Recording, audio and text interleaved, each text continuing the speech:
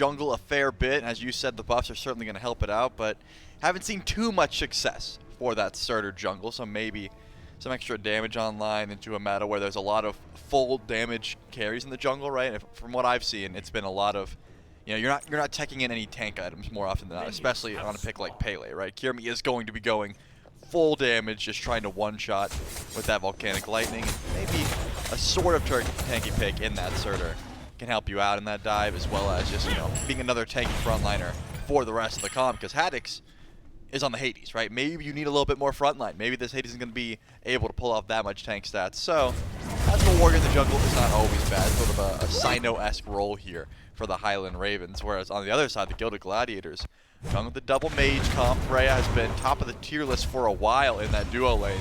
Just needs some space to get online, so I don't imagine too many sparks flying, but once Stewart gets a ring or two, you will see some aggression over in the duo lane from the Gilded Gladiators. The space needed could be here early on, especially with this Cerberus pick. This one also got buffed recently in that 10.10 patch, and I thought we were going to see it a little bit more in the solo lane, which at this point we've seen it in both support and solo. Just already today with Levi's liking this pick as well, but not something we've seen Jake on in the past, if I'm recalling correctly, but certainly this pick brings, you know, a couple new question marks. How are you going to deal with the Cerberus in the team fight? I think that, you know, the buffs help, as well as if you're into Yamoja, stealing away those heals is always going to be a good look. The extra anti-heal is going to help you out, and of course, once Scream and Haddix rotate through, there's a lot of healing with the Hades and this Surtur as well. So just going to be a very nice, solid pick, good lane pressure, good damage, all of which Cerberus always provided. It's all about, can you hit Paralyzing Spit consistently, right? It's a bit of a skill shot to land that CC, and if you're not landing it, you've got to slow and that Stygian Torment, which is not always easy to be the sole initiator of some of these team fights. Interestingly enough, Scream actually matched the rotation of Kieran to go to this prot buff. Is now looking for a bit of a fight, but this is usually not the play, right? We see one jungler go left, the other one that doesn't get pressure goes right. Wow. Snoopy taking a lot of damage. Yeah, this Coke coming through from Venenu. I mean, the mid lane matchup that we have not seen very often, to say the least. Both of these picks, I think, comfort picks for the respective mid laners. We've definitely seen Venenu on this Morgan Le Fay before. We've also seen Snoopy. He seems to be the only SPL mid laner routinely going back to this Yu Huang. You heard on the desk, Mifflin, not a huge fan of this pick. Do you like this matchup? Not too much, honestly. I tend to agree with Miff here, which is rare, but I will say in this case, the Yu Huang is just very hit or miss, and most of the mid laners in the meta currently do not have to rely on their ultimate as much as Yu Huang does. If Dueling Dragon, which is not always easy to connect with, is not getting value, you're losing a lot of that team fight presence, whereas Morgan Le Fay has so much poke damage, so much range, so much self-heal. Yu Huang, sure, he's got the self-banish, that's all well and good, but you don't have to rely on your ultimate as much as a Yu Huang does. Now, if Snoopy's on point, we've seen time and time again where Dueling Dragon just absolutely wins a team fight and sometimes even a game. It's got that Scylla factor where you can just destroy someone, but it's all about, can you connect that back dragon? Can you actually make that big burst damage come through? And from what we have seen, it's not always easy. Couple buff invades come through across the map. Herwin tries to take that one away. Is not successful. Meanwhile, I think they traded blue buffs, if I saw correctly. Junglers hanging out on the right side of the map over there. Interesting pick, I think, here, or it may be a dichotomy on the dual lane matchup. We talked about the 2v2, and obviously I think Freya, we've already seen her thus far today. We've seen her over the last couple of weeks. A pick probably a notably higher on the tier list than this Heim. But not only does Heim get some small changes, but this is a Zatman god through and through. I mean, he has been playing this pretty much since release on the character. And I always think of Heim as like a very hit or miss boxer, like right. Whether or not he really takes the fight. And Freya's sort of the same way. It's either you're all go, all W key, or sort of back off. So this could be a volatile lane once the supports decide to rotate out. Yeah, I'm looking at the builds, and that's telling me that we're probably not going to see too much fighting unless Stewart is initiating with a full ring, or, of course, unless the junglers decide to get active. Zap should never be in a bad spot here. He's got his crystals to teleport out at any moment. But maybe Herwin steps too a little far up. He gets himself in trouble with a gank. But yeah, I mean, Heimdall, one of the safest hunters in the game for a reason. That Bifrost is just going to get you out of trouble really at any moment. the big difference for me here is the choice to go the bumbless, right? If you are looking towards that bubble, Snoopy taking a lot of damage straight, just gonna have to retreat out using that ultimate for safety. Because if you go Bumbas, you are prioritizing farm over fighting, right? Conduit Gem is going to buff your early game, whereas Bumbas is going to make sure your jungle clear is great. You can solo prot buff very easily. That shield is going to help you out. You can solo your purple. You know, you're waiting for Bumba's spear, so your Fire Giant Shred later on is up to par. So if you're not going to go that Conduit Gem, that tells me Stu's not looking for the early scraps. He went Telekines over the Hasten Ring as well, and that just confirms it. Sure, your boxing potential is fine, but you would rather have 2 rings before you look towards any sort of 1v1 in between Zapman. And since he's on the Heimdall, I don't think he's going to mind that too much. Seems like both teams not really favoring the early scraps here, outside of maybe just Venenu into the mid lane. He tries to get going, but it's actually Kirmi. Needs 1 more tick of damage. That was single-digit health, it looked like. No first blood, though, is able to be taken down. Irwin, though, he might receive it on this left-hand side. Into the ultimate goes Stu, looking to grab Irwin. Low health bar and a good whoop. Maybe secure the kill and will do so. The beads get burned, but Zap's looking to clean up. He needs a couple more autos and should get it through onto Stu. Needs 1 more tick of damage. Oh, he hits and he those. finds it. He always hits those. It's a 1-for-1 on the left side. That's a lot of damage. You look at Scream going in for the invade. Ult's going to push him back, but can you find any damage onto Kirmi? Doesn't seem like it, but Haddix has the rotation in. Pillars of Agony not going to have the range. And Snoopy and Kirby get to back out with their lives for now. Clutch rotation in, and Scream gets the ult out for free. Oh my goodness, the action all of a sudden just explodes, it feels like, across the map. First, he gets a mid lane aggression. Venenu has no interest in being passive here, wants to constantly be fighting Snoopy. And then for all of the lack of action, the waiting that they seemed comfortable with over in the left lane, at the drop of a hat, the ultimates come out, Zap comes away with a kill, and I think on the other side, it's the same, but the ADC falling, that's going to hurt Stu in the long run. Oh, for sure. And I think Stu tried to juke out as much as possible. Not easy to make that play, but Kirmi has a wraparound here. Zapman has mana for the Bifrost if he needs it, but it looks like a better target is going to be Hurry with the paralyzing spin confirms it, and Stewart is on the board. No Omi available for the escape there. It's going to be right around this shield buff, which Kirmi has been over here consistently for, all the way from the first spawn. It's felt like that focus has been a little bit towards this dual lane, and rightfully so. You want to get this fray to late game as soon as possible.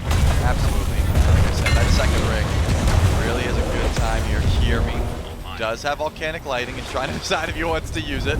Decides against it with some help from Snoopy, or maybe going for a kill on the Scream. No, he's going for the ult though, just using the dueling dragons. Can't find it. This is what I'm talking about. So many mages get that kill there, Frog, but because the dueling dragons don't connect, because you don't have the right angle, Scream gets to walk out essentially for free. Essentially for free, right? You burn a couple of ultimates. That's so far been Scream trying to get involved. Almost feels like Kirmi, he's making a little bit of pressure. He's been there for a couple of buff invades, but it's been Scream finding himself in the enemy jungle. In fact, I think he's only used this ultimate defensively thus far. I don't think he's actually gone in with it, but using that blink, you see the start that he's gone. He's got that red claw to pop, try and get that extra damage out. So I mean, I don't know, where do you see this falling early on in terms of aggression? You expect this to slow down as the warrior base stats become less, less impactful, or is it still this aggression that's going to rely them on their team fights a little bit later? I mean, the Vital Amplifier will certainly help. Scream went for some CDR, wanted that ultimate to be available just about any given moment to retreat. It's very difficult to actually use that ultimate to try and chase someone down, because it takes a while to charge up. You don't gain that much movement speed. You can't cover too much ground. So, Scream really does have to go in as far as possible, get as much damage off as he can, and then use that ult to try and retreat, which is what he's been doing so far. I do think later on he'll have a decent matchup into some of these tankier targets, right? He can just walk forward and not care, but man, from how good Pele has been and how impactful Kirmi's been able to get on this Soul Eater start Pele, you're not going to be wanting to trade too much damage. You're not going to be getting the better end of those trades, especially without anti-heal. Purple up invade, but a slow start to this one. Only a couple kills traded it back and forth, and a couple buff steals that continue to happen across the map. Nobody willing, though, to find themselves in an all-out engagement thus far. But getting around that 10-minute mark, 12 minutes, when we're going to see this beacon spawn, as well as the Pyromancer, Gold Fury, all these objectives now on the map that may cue some fighting as Kiermi once again makes the rotation over. Might not even need it though, as Irwin gets brought back in, but he's got the Omi, and Zap hits the ult, prevents the rotation from coming through, but puts himself in a little bit of danger. Beats get burned, and Stewart's into the ultimate. Kiermi finds the last hit, and the 4-man rotation gets him a double kill. They're set up for gold. Wow, I mean, where is Ven there? You're letting Snoopy rotate for absolute free. He's stealing speed buff? That's his play? That's insane. Ven says, listen, we're not rotating it. I'm just going to take Scream speed. We're going to show up late. And Zap got to be kicking himself for that one. Beautiful ult to save Hurry, yeah.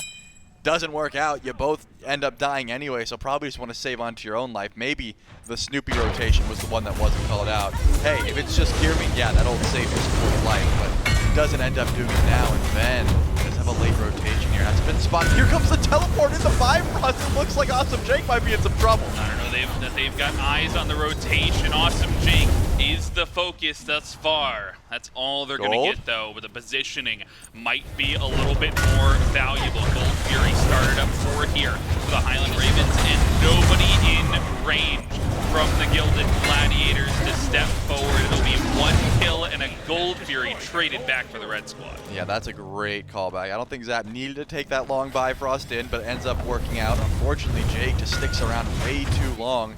And that is one of the benefits of having Serta, right? You are able to make those calls of going up to the sky, chasing down, using the minions just essentially as wards. You need to pick up the kill, push about everyone back, as Stu stuck around a little bit too long. Kiermi didn't want to get involved in that fight. And then because you have to go back to base, you have to heal up, you lose the Gold Fury as well. Some good looks for the Highland Ravens. They're going to keep climbing as far as gold goes. And Haddix has been just destroying waves, right? We haven't seen the Hades or the Ama get too active here, just going for some invades, but that's sort of the benefit to Hades. If you leave him alone on an island, he's going to outfarm just about anyone. He insta-clears the wave, can take your blue essentially for free because no one else is going to be able to do that much damage. Haddix has been able to get an XP lead. So far hitting level 14 already to Conquest 12, which is a pretty big deal. If he's able to rotate into these fights with that much damage online, Hades can be a real threat. Yeah, and it's the entire Highland Ravens squad holding on to that lead. I think both in XP and a little more gold lead at this point as Zap Cheeky steals away the shield buff just with that sword in the air. I mean, the Highland Ravens, they definitely, the onus feels on them to try and utilize that lead. 2 levels over in the solo lane, maybe 1.5 is nothing to scoff at, especially with the amount of damage that can come through a Hades and a Hades ult this early on in the game. But with these objectives being down, it's just a waiting game for both squads at this point. What do you want from the Gilded Gladiators to try and be ready for that next engagement? At this point, try and get level 12 on everyone, right? Get those clutch second relics online, because that's a big deal, right? Stewart just ticks over to level 12. He's not feeling too safe in lane, and when your Freya's not doing well, your fight's not going to be going too well. So already step 1 done, right? Stu gets over to level 12, he's going to be safe. A Fire Giant fight, or a Pyromancer fight rather, may be coming sooner rather than later because of the pressure Haddix has over on right. So if the Gilded Gladiators can just get some ward coverage down, stick around and look for the potential steal, not necessarily the engage, right? They don't have to fight, but just show presence and show face and just make sure that the Highland Ravens know they can't just walk up to these objectives for free. There is going to be some sort of fight back. Given the patch that we just had, I did expect to see some of these Fablest hoops come through that Hurrywin's able to build. This was a big buff to an item that I think was already decent. Wasn't getting picked up, but I'm glad that the extra shielding has gone noticed here. I think Hurrywin, pay attention to how much he's healing for and how much he's shielding his team when he does pick up those in hand, because it can be very impactful. Coming through on a Hurry. Won't be a full-on engagement, but does force a little bit of a retreat moment there in mid. That's right as the Pyromancer spawns. Scream is looking for something. And the Highland Ravens, they've got positioning on this objective. They want to force a 3v3, and this could soon be a 4v3. It's a back there, and Hades is going to be here before Amaterasu. Kana's going to be late to this rotation if they want to fight, and this might be the engage. Scream looking for the stun onto Snoopy, already down to half HP just with that 1 tick of damage. We're going to look for the objective instead. Pyromancer getting picked up. This has to be on a knife's edge, though. Look at where Haddix is behind all of them. They're pulling the objective in on Haddix, and the engage goes both ways. Awesome Jake brings back a couple, but trapped in the River's Rebuke, he gets turned around on. Venenu grabs one, and Khan is now under the same amount of pressure. A good stun and a finishing hit from Scream. The Highland Ravens get everything. Not done yet, though. Zapman dives the tower. The Aegis is perfect. One more auto will do it, and Snoopy cannot return the kill. Bifrost out of here. Zapman gets the dive and gets out with his left. Scream catches Kirmi lazy backing. What is going on? The Highland Ravens can do no wrong. Oh my goodness, the damage there from everybody on the Ravens. The engagement goes perfect. It felt like, I thought the Gladiators, they got in on their foot. They managed to blink at the same time and avoid that blink silence from Haddix. Yeah. But they just get caught in the River's Rebuke. I mean, that was the issue, right? Sure, Kirmi avoids the engage, but the real issue was that Kana and immediately Jake go to the back line. They hit all their CC, but where's the follow-up? Especially when you look down and you're in a Pillars of Agony on top of the River's Rebuke and there's no carries with you, right? The DPS was nowhere to be seen. Unfortunate. Snoopy and Stewart really couldn't get their damage off. Kirmi tried to go in after the fact, ends up getting out with 1 HP, but Scream's always gonna find you lazy backing in the jungle. He's able to kill that one. All the while, Primal Fury comes up, and the Highland Ravens knock Primal Fury down. Don't be fooled by the kills. This is a 7,000 going on 8 gold lead. 7,000 gold lead indeed. Pre-20 minutes here for the Highland Ravens, and it's just been the last couple of minutes where you see that real spike come through. Huge fight over the Pyromancer. They take down a couple. They get both of these major objectives. Only one remaining on the map is this Fire Giant, but maybe a little bit too early in the game to start coin flipping over that one. And take a look at the level leads as well. Still a 2-level lead for Hades, still a 2-level lead now for Scream in the jungle, and this is the type of pressure that you have now. Scream is in the purple buff by himself onto Awesome Jake. Frenzy gets popped and he has to jump away, but maybe looking for the re-engage. Hear me on the knockup. And into the ultimate goes Scream, chases down the support, and Jake will be the first to fall on a killing spree. And Volcanic Lightning, never good to have to use that defensively. Gilded Gladiators cannot find a way in. The Gilded Gladiators stuck underneath their tier 2 tower, and Haddix didn't even make that rotation. There was a Blink Hades on standby, ready to go in if need be, if that fight continues. Definitely not a good look here for the Glads. Looks like Beacon spawns in, so Highland Ravens will be able to grab that one. I was looking at, you got to look towards Zapman's build, considering when Fire Giant will be done, right? Executioner Kins, decent DPS, going into the dominance.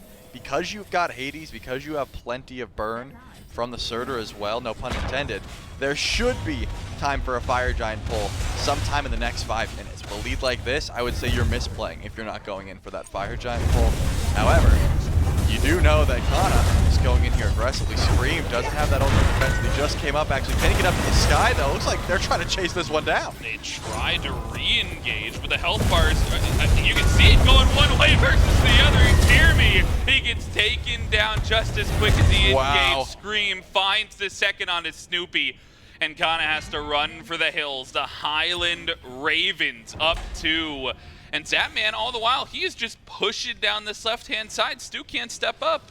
I mean, Awesome Jake's on the way, and then he just left. You could tell Awesome Jake was heading towards the tier 2 and said, we're not killing that guy. The Highland Ravens, they don't care about Zapman's DPS. They're going to start up the Fire Giant. Cerberus on the way, though.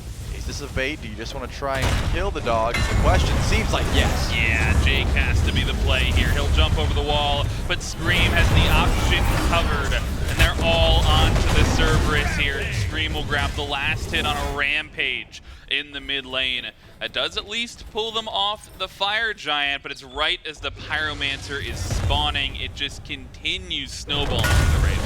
Yeah, all the while, Zapman was stuck at tier 2 tower. A gank did come through from here. I mean, I saw Zap Bifrost all the way to tier 1. So without that level of safety, right? That we talk about how these crystals make sure that Heim is one of the safest ADCs in the game.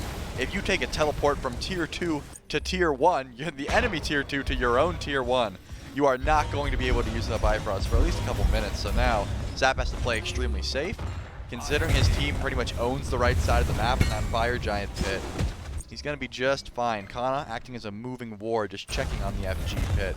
But this is going to be a 20-minute Fire Giant pull. There's not much the Gilded Gladiators can do except try and go for a cheeky steal, and Kana's the only one even in the same area code. Yeah, at this point, I don't know if a steal attempt is worth the 20-minute Fire Giant. We'll see if the Gilded Gladiators decide to step up. But right now, looks like the answer is no. It's only Kana here, and he would have to pull off a miracle steal just to be in the same area code.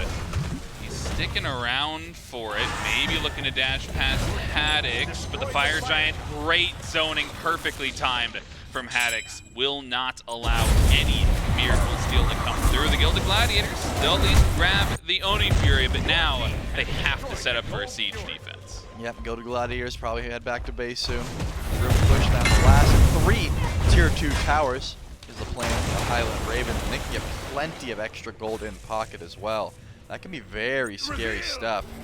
It just depends on if you're able to defend all of these Tier 2 towers, or if you even can step forward. You said it yourself, and I tend to agree. Going in for that steal, very scary, not worth the risk. If you get a pick too late on into this push, even though we're only 20 minutes in, you're looking to possibly lose your Phoenix. Could be a question of whether or not they want to defend Tier 2s or if they want to defend Phoenixes at this point, although I'm not sure they have the option. They're set up at the Tier 2, but they don't have 2 of their team members over here on this left-hand side. Look at that TP. He's going so far. Oh my goodness. He just took it from base. At this point, Zap, he doesn't even feel scared. He's not holding it for safety. He just wants to make sure that he's playing around with his buds. He's part of the team fight. And at this point, the Highland Ravens may be looking to push down the Phoenix before they even go to the other towers. Yep, Kana has to channel that teleport, which means the Ravens have to be a little bit worried. But here comes Haddix. He just blinks forward. He doesn't care. He grabs 2 with the Pillar of Agony, and Scream is in on the ultimate as well. Haddix has to escape, but he gets the shield, and Scream is alone in the back line. Everybody is separated in the team fight, and Snoopy is forced to run away. Scream is left on his lonesome, but somehow, miraculously, he makes enough space for 5 team members, pushes everybody out, and they get the bird without losing a member. Yep, free Phoenix there. Now time to back up. I mean, that's just beautiful dive, right? Scream and Haddix do exactly their job. Haddix goes in first, gets Stu to, I think, 20% HP before Stu even goes to the sky. After that, just a full-on retreat, right? You sort of have to back up because you lose your ADC. I'm amazed that Scream was able to survive for that long. He did go for more of a tanky style build, as we said. It's not usually the meta, but you can tell Kirmi is building quite the opposite, just full damage. Whereas Scream, he said, I need Arctuit's Fury, I need Bumba's Hammer, I need Stone of Binding, I want to be as tanky as possible. But still, the damage, top of the charts. Seems like he's got no problem getting to the back line. Yeah, he didn't even go Vital Amplifier, which I sort of expected from him. It's almost all hybrid after that Jotuns, and it's showing because he's got no hesitation in getting in there, and that's exactly the type of space that his team needs. So Highland Ravens operating exactly how they drew the composition up. Herwind has really only had to peel all game. And you know, how do the Gilded Gladiators deal with that composition? Is it just they just have to kill one of these diving members, or is it you have to find a way into the backline? Yeah, I mean, that's the thing. We've talked about Yu Huang, how he doesn't provide too much here, and with the build that Snoopy's went for, he's not doing much, right? The Soul Leader would help, the Soul Reaver rather, but he's just not connecting those impactful ultimates. Stu is good at shredding through tanks, but as we saw, he can't even out-trade with Scream, which is a bit awkward, because he's got 3 rings, but would need that extra Typhon's damage, which he just was able to finish up here. So maybe that's enough to try and kill some of the frontliners. It's just not easy. When Haddix and Scream get to the back line, so far the team fight has been won. Iron Giant's about to fall off here.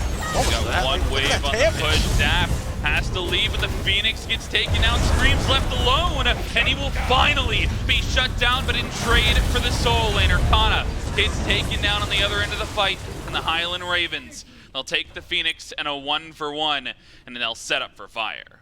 And that's what I'm talking about. I mean, Snoopy hit an impactful ultimate there on the Hurrywin, and it did not break the shield. Like the shielding that Hurrywin had was not even broken, and that's about as good of a play as you can make because you're not hitting the carries. At the very least, Scream oversteps, right? He was not able to get up into the sky. He thought Haddix might have been going in a bit sooner. Unfortunate.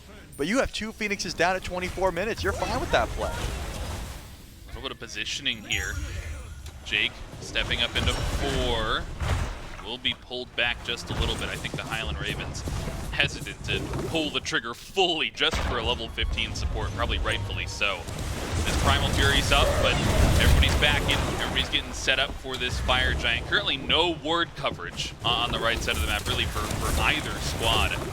And now the question is, right, previously on the Fire Giant, nobody stepped up. Nobody from the Gilded Gladiators was even willing to ask the question. Now, you've seen how your defense goes. It's not great. It's not great. You lose 2 Phoenixes. Is it do or die before EFG? Do you have to step up to this? This time, probably not. As long as it's not EFG, you're not in the end-all, be-all state. Of course, the Highland Ravens certainly feel like they can probably end off of this push, right? They've got the Titan, they've got Fire Giant essentially for free. But yeah, the Gilded Gladiators make the smart call. Try and get as many impactful power spikes as you really can before you have to go through. Kana, the only one nearby, Scream, to make sure to at least get some ward coverage out before going into the confirmation. So Kana can't go in for that lucky steal attempt.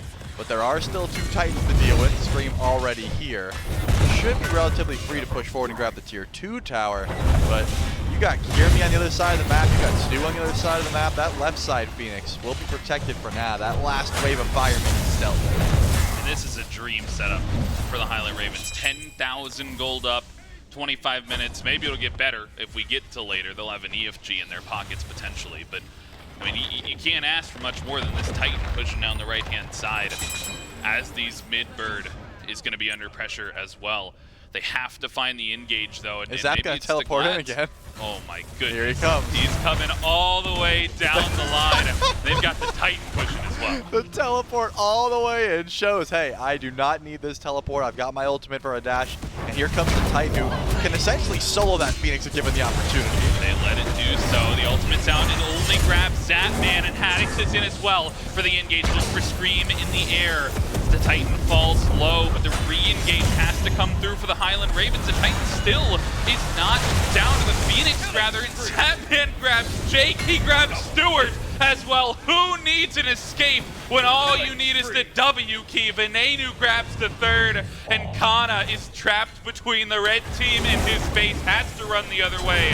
But with fire minions and the only member left standing, I don't know that he has enough in the tank. The Highland Ravens, they take game number 1. And that was clinical, right? Their objective play was top tier. You just leave Haddix alone to split push, and he gets so far ahead that no one can deal with the Hades. The Surtur jungle, I was shocked at how much value he was able to find. With that tanky style of build, I truthfully thought these hybrid junglers were a little bit out of favor at the moment.